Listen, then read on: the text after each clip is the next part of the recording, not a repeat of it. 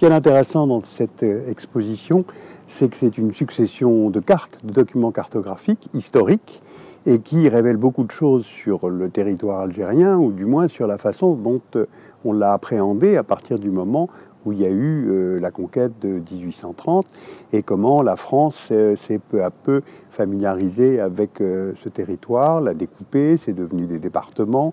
On apprend qu'en 1830, par exemple, le taux d'analphabétisme était relativement faible. Et donc, le travail des Français, j'allais pas dire, se révélait inutile à partir de 1840-45.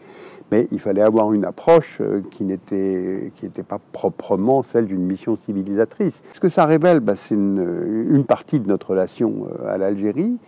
Et cette relation à l'Algérie, je trouve qu'elle n'a jamais été digérée. Nous n'avons jamais fait l'effort, ni du côté algérien, mais surtout du côté français, d'avoir un travail historique pour reconnaître qu'on a fait la guerre, reconnaître les apports de la colonisation et ses gros défauts. C'est une histoire qui n'est pas passée, qui est mal passée. Et j'en veux beaucoup à mes coreligionnaires français.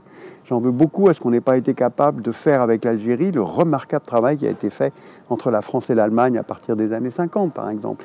C'est un travail qui aurait pu être conduit.